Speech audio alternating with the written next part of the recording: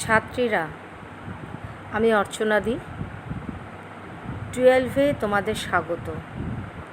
এর আগে পলিদি তোমাদের 12 বাংলা সিলেবাস বলে দিয়েছে।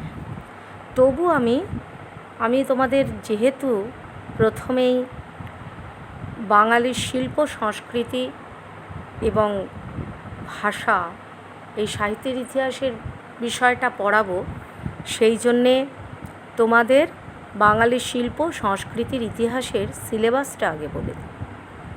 এটি 5টা অধ্যায় আছে।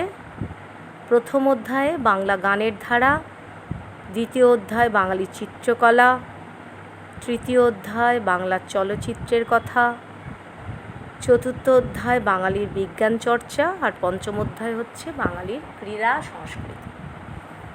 হয়তো তোমাদের এই সাহিত্যের ইতিহাস পড়তে একটু একঘেয়েমি লাগবে, কিন্তু সিলেবাসে যেহেতু আছে এবং পরীক্ষা হবে, তাই তোমাদের এটা পড়তে হবে। অনেকটা বড় সিলেবাস, আমি চেষ্টা করব তোমাদের অনেকটা ছোট করে পড়াতে। তোমরা একটু মন দিয়ে শুনো, দেখবে বুঝতে পারবে। আমি যে অধ্যায়টা আগে পড়াবো সেটা হচ্ছে বাংলা গানের ধারা। গান তোমরা কম বেশি অনেকেই জানো, কিন্তু গানটা কি না? গান হলো মানুষের প্রাচীন শিল্প। যখন মানুষ কোনো উপায়ে মনের ভাবকে প্রকাশ করতে পারত না, তখন সুরই ছিল প্রকাশ করার একমাত্র মাধ্যম। অর্থাৎ সুরের মাধ্যমে মানুষ তার মনের ভাবকে প্রকাশ করত। কিন্তু আর গান করতে গেলেও তো যন্ত্র চাই, তাল চাই, তাই কণ্ঠকেই সুরের যন্ত্র বলে ধরা হতো তখন, আর এখনও ধরা হয়। আর তাল যন্ত্র বলতে হাতে তালি বা তালে তালে পা ফেলার আওয়াজকে ধরে নেওয়া হতো। পরে অবশ্য পাথর, গাছের ডাল, কচ্ছপের খোল প্রভৃতি বিচিত্র উপকরণ থেকে মানুষ সেই তালযন্ত্রকে বানিয়েছে। তারপর বাদ্যযন্ত্র আস্তে আস্তে অনেক উন্নত হতে শুরু করলো। আমাদের ভারতবর্ষে এই রকম বাদ্যযন্ত্রকে 4 ভাগে ভাগ করা হয়েছে। প্রথমত তারযন্ত্র, অর্থাৎ কোনো বস্তুর উপর তার বেঁধে যন্ত্র তৈরি করা। দ্বিতীয় হচ্ছে বাঁশের তৈরি ফু দিয়ে বাজানো যন্ত্র। তৃতীয় খোল, ঢোল, তবলার মতো মধ্যে ফাঁপা এবং একদিক বা দুদিকে চামড়া দিয়ে ছাওয়া তালযন্ত্র। করতাল, চতুর্থত করতাল, ঘুঙুর, খঞ্জনি জাতীয় ধাতু নির্মিত যন্ত্র। এইগুলো সব তৈরি হয়েছিল। মধ্যযুগ পর্যন্ত ছাপাখানা আবিষ্কার না হওয়ায় মানুষের যে কোনো সাহিত্যই ছিল মৌখিক ঐতিহ্য নির্ভর, অর্থাৎ মুখে মুখে। তখন বাংলা সাহিত্যের ইতিহাস বলতে মধ্যযুগ পর্যন্ত সঙ্গীতের ইতিহাসকেই ধরা হয় কিংবা ধরা হতো। আর এই সঙ্গীতের নিদর্শন পাওয়া গেছে আমাদের প্রাচীন সাহিত্য চর্যাপদে, যার নাম চর্যাচর্য বিনিশ্চয়। তাই বাংলা সাহিত্যের আদি নিদর্শন বলতে এই চর্যাপদকেই বোঝানো হয়। নৃতাত্ত্বিকরা বলেছেন বাংলার মাটিতে বহু জনজাতির মানুষ, যেমন অস্ট্রিক, দ্রাবিড়, মঙ্গল, এরা মিশে গেছে। এছাড়া পরবর্তীকালে আর্য ও সমন্বয়কামী হিন্দু সংস্কৃতি, আদিবাসী সংস্কৃতি এবং নবাগত জৈন বৌদ্ধ সংস্কৃতি, এছাড়াও ত্রয়োদশ শতাব্দীতে তুর্কি শাসন ও সুফি সাধকদের মধ্যে ইসলাম সংস্কৃতির সমন্বয় ঘটেছে। আবার অষ্টাদশ ও ঊনবিংশ শতাব্দীতে ইউরোপ সভ্যতা ও সাংস্কৃতিক সমন্বয় ঘটেছে। তাই আমাদের পাঠ্য বাঙালি গানের ইতিহাসকে জানতে গেলে এদের সঙ্গে সমন্বয় করেই জানতে হবে। তবে কাল বা সময় ও বিষয় ও তার বৈশিষ্ট্য অনুযায়ী আলোচনা করলে একটু বুঝতে সুবিধা হবে। কাল অনুযায়ী আমাদের প্রথমেই আদি নিদর্শন হিসাবে চর্যাপদের গানকেই আমরা আলোচনা করব। এই চর্যাপদের গানের মোট সংখ্যা হচ্ছে 51টি। এগুলো দশম ও দ্বাদশ শতাব্দীর মধ্যে রচিত। এই সময়ের রচয়িতারা হলেন লুই পা, ভুসুকু পা, চাটিল পা প্রভৃতি এইরকম 23 জন বৌদ্ধ সহজিয়া সিদ্ধাচার্য। এদের হাত ধরেই বাংলা ভাষা প্রথম সাহিত্যে জায়গা করে নিয়েছে। এখন চর্যাপদের আমাদের সাহিত্যিক মূল্য কী সেটা আমাদের একটু জানতে হবে। বলতে গেলে এই সঙ্গীতের 6টি অঙ্গ ছিল, যথা স্বর, পদ, তেনক, তেনক বলতে মঙ্গলবাচক, পাঠ, পাঠ বলতে তালের বোল উচ্চারণ, এবং তাল। তবে কোনো তালের নাম পাওয়া যায়নি, কিন্তু চর্যা গানে অনেক রাগের ব্যবহারও হতো। তোমরা অনেক রাগ এর মধ্যে তোমরা শুনে থাকবে, যেমন পটমঞ্জরি, গরবা, গৌড়া, গুর্জরি, ভৈরবী, কামদ, ধানেশ্রী ইত্যাদি আরও অনেক। বাদ্য হিসাবে বাজানো হতো ঢোল, মাদল, কষার, ডমরু, বীণা, একতারা। এই সময়ই অর্থাৎ অষ্টম থেকে দ্বাদশ শতাব্দীতে পাল বংশের শাসনকালেও সাহিত্যের প্রচার হয়েছিল, তবে অত প্রভাব বিস্তার করেনি। কিন্তু সেন বংশের শাসনকালে বৈষ্ণব ধারার সাহিত্য বিশেষ প্রভাব ফেলেছিল। এই সময় জয়দেবের গীতগোবিন্দম সংস্কৃতে রচিত হলেও সরলতার জন্য সাধারণ মানুষের মন কেড়েছিল বা জনপ্রিয় হয়েছিল। এই গীতগোবিন্দমের অনুপ্রেরণায় অনুসরণে বড়ুচণ্ডী দাস কৃষ্ণকথা বিষয়ক শ্রীকৃষ্ণ কীর্তন রচনা করেছিলেন। এগুলো সবই আদি মধ্যযুগের, এই দুটো। এখন এরও সাহিত্যিক নিদর্শন বলতে গেলে বলা যায় আদি মধ্যযুগের বাংলা ভাষার একমাত্র প্রামাণ্য গ্রন্থ। এটা একটা নাট্যগীতি।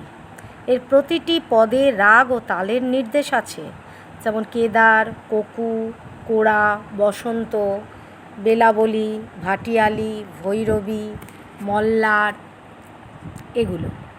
এই কাব্যে মোট 418টা পদ আছে। এখানে 3টি চরিত্র, যেমন কৃষ্ণ, রাধা আর বড়াই। রাধা বিরহ ছাড়া প্রত্যেকটা পদের প্রথমে অভিনয়ের নির্দেশ থাকত। এরপর আসছে রামায়ণ, মহাভারতের অনুবাদ, অন্যদিকে মঙ্গল কাব্যের প্রচলন। এই অনুবাদগুলো পাঁচালির সুরে গাওয়া হতো। পাঁচালি কি না, পাঁচালি হলো লোকগানের বিশিষ্ট সুর। মঙ্গল কাব্যগুলো মঙ্গলগীত নামে প্রচলিত ছিল। প্রায় 8 দিন ধরে এই গানগুলো গাওয়া হতো। এবার আসছি মধ্যযুগে। মধ্যযুগের সঙ্গীতের প্রকাশ ঘটেছে বৈষ্ণব সাহিত্যে, আর বৈষ্ণব পদাবলীকে কেন্দ্র করে তৈরি হলো কীর্তন গান। বৈষ্ণব সাহিত্যই হচ্ছে বৈষ্ণব পদাবলী। এখন এই কীর্তন গান শ্রী চৈতন্য স্বয়ং কীর্তনকে দুভাগে ভাগ করেছেন, নাম কীর্তন আর লীলা কীর্তন। বিভিন্ন রাগরাগিণী ও তালসহ ঈশ্বরের নাম নেওয়াকেই বলা হতো নাম কীর্তন, নাম সংকীর্তন।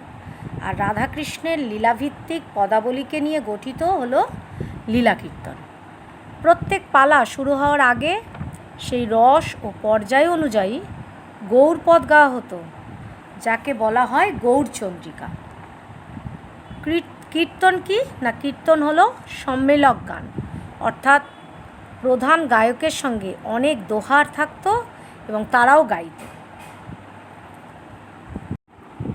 অষ্টাদশ শতাব্দীর প্রথম থেকেই ভারতীয়দের ওপর যখন নবাবী অনুশাসন শুরু হলো, ভূস্বামীদের অত্যাচারে, বর্গীদের হাঙ্গামায়, মগ জলদস্যুদের অত্যাচারে বাঙালির জীবন দুর্বিষহ হয়ে উঠল, তখন তারা শক্তির অভাব বোধ করতে লাগলো এবং এই অভাব বোধ করায় শক্তি দেবীর আরাধনা বিষয়ক পদাবলী রচিত হলো, বা যাকে বলা হচ্ছে শ্যামা সঙ্গীত রচনা হলো।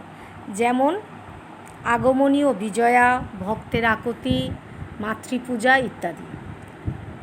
শাক্ত সঙ্গীতে প্রধান ও প্রথম কবি হলেন রামপ্রসাদ সেন বা কবিরঞ্জন।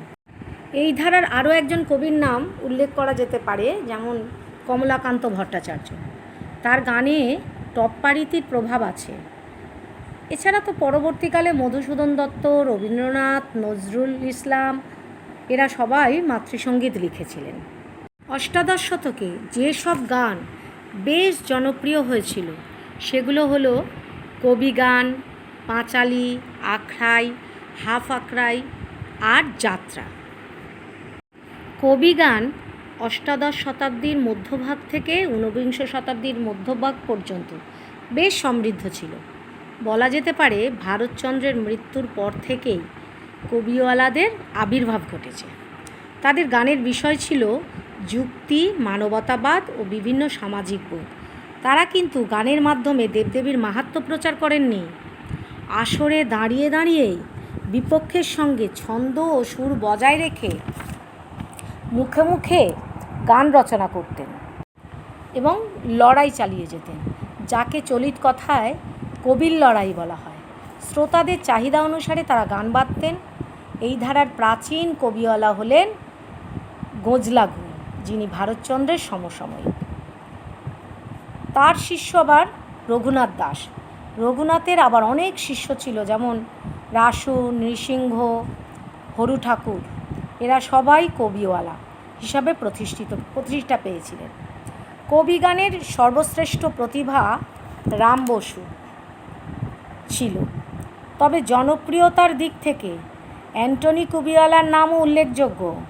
অনেকে কবিগানকে নিম্নরুচির গান বলে মনে করলেও তার কিন্তু প্রমাণ পাওয়া যায়নি। তোমরা অ্যান্টনি ফিরিঙ্গির নাম নিশ্চয়ই শুনে থাকবে, সেই তার কথাই এখানে বলা।